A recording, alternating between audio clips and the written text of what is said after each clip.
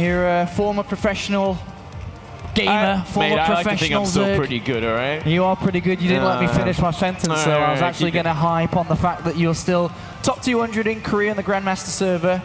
What would have you done better? What should have Jaedong done better to deal with this? Well, he needed that faster roach one. He needed to identify that it was going to be a complete all-in from San as well. With 5 gates, if you see 5 gates with an overload, you're like, okay, I have to make roaches, I have to stop drones, and maybe even give up that third base because, you know, when you're on 5 gate like that, it's going to be very, very hard to transition into a more normal game, into Immortals or anything else. So I think Jaedong had to really identify what he was up against and just make more units earlier. Do you think that Jaedong takes a very similar approach to how he opened that first game into the next map here? It's going to be Nimbus. Does he want to try open 3-hatch and play a similar playstyle, but tighten the knots a little bit on his earlier defense? I think so. That would be a great idea. I mean, it's going to be up to San if San wants to kind of change things up now that he knows Jaedong is capable of this, the 2-hatch before pull sort of style. Nimbus is such a big map, though. He can get away with it being greedy like that, because I'm sure San might go for that same sort of greed, go for that Nexus first into a bit of a delayed tech, etc.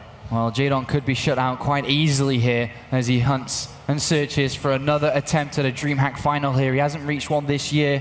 He reached multiple last year. Very different year, of course. But San, on the other side of the things, hasn't really played at that many DreamHacks this year. He's been traveling all over the world. Of course, played actively in WCS Europe, made it to BlizzCon, so was top 16 in the world in the WCS rankings. Has been a very active player and a very successful player as well. Very rarely do we actually see San be eliminated in the round of 16 type of area. He's always a top 8 type of player. And he's displaying that already here with just a simple maneuver here, simple strategy. Yeah, he's looking great. Absolutely. I love his aggression so far. And Jaedong, it really just comes down to Jaedong being ready for it, being able to identify. He has to really commit a lot to scouting this, I think. And Nimbus is going to be pretty hard because it is such a big map. It's hard to get Overlords in position to find out exactly what's going on. We've seen Zergs go for Overlord speed first. You know, we've seen sort of commitments like that, which can help out a lot. You really have to identify what Protoss are going to do. And someone as aggressive as San, it's even more important. Is there an aggressive play that Jaedong can make himself in this game? Is there any aggressive strategies that he could play out here? Or do you think it's going to be like defending into eventually Swarm Host, longer type game? Well, I think Jaedong doesn't really particularly like Swarm Host. He doesn't seem to do very well with him. I wouldn't be surprised if he would go for that more of a Mutalisk style eventually. But I mean, yesterday we did see him go for a great Ling timing with +1 attack onto a third base that just wasn't there, which kind of ended in a wonky game. But I know Jaedong seems to have a lot of styles there that's going to try and put him ahead, trying to cancel the third base. But he has to identify exactly what San is going to go, because San could very well just be going for a 2-base again. All right, well, we are loaded into map number 2 now. Jaedong versus San here at the DreamHack Open Finals at DreamHack Winter for 2014. Loaded into map number 1. Let's jump right in here, Moonglade, and get the activity started. Let's do it, mate. All right, so Nimbus is the second map here of this best of 5. And up here to the top left-hand side is the red Protoss player playing for Yowie Flash Wolves. It's San. Here, it's another DreamHack. Top 4 DreamHack Summer earlier on this year. See if he can repeat that success at this event. Of course, the finals of the DreamHack Open for 2014. And up here to the top right-hand side of this map, playing for Team Evil Geniuses, it's Jaedong. Down a game already. Quite the all-in on the first game. Jaedong might be a little shaken, might want to play a little bit more defensively with an early pull. We'll have to wait and see what build he has planned. Yeah, it's a must-win map here for Jaedong, really. Against any type of player at this level, you cannot be going down 0-2. No. You know, especially against San, who can pull out an instant win, a 5-minute win against you, as we saw previously. A must-win map here for Jaedong, but on the other side of things, of course, San, if he's able to pick this one up, he is just jet-setting towards playing Tager in the next round. He is indeed, and you know, this map, great. Kind of like the positions for Jaedong. He's kind of, his main base is close to the pocket natural of San, so if he can get to that muted tech switch, he might desire to go. He can do a lot of damage with it, but I'm sure San is going to be more than ready. San seems to be a very, very smart player, and he seems to like to apply the aggression, so it's going to really come down to how the game plays out. So let's talk a little bit while this game shapes up about the differences between every other Zerg player in life.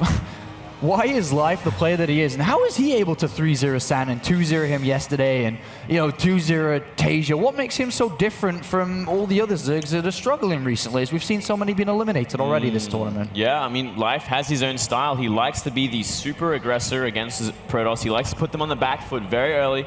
He's by far the most aggressive Zerg, no doubt about that. Proxy hatches, early lings, like, he'll find a way to kind of throw the Protoss's build order off. Right. And from there, I mean, his counterattacks, he knows how to buy time, he knows how to apply damage where needed. Jaedong is just, sorry, Life is just, he's so smart at the matchup.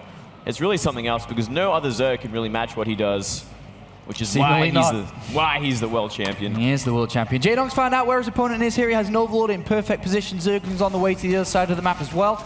And upon seeing this Zealot, he knows also this has, of course, been a gateway expansion and can adapt accordingly here. Third hatchery has come down for Jaedong. He's going to have a quick look inside that main base, hopefully, with this Zergling and see what his opponent's up to here. But in these positions, is this something that could threaten Jaedong, of course? Well, it is a direct sort of path to the third base of Jaedong, down at the bottom of the ramp there. It can be open to timings because you can go kind of down a hallway up there, make it very, very cost-efficient fights with good force fields. Can definitely be a thing that San might want to use here. He's going to move out on the map and kind of discover everything that's going on. What do you think about the hatchery that Jaedong's placed outside more so than inside his base here?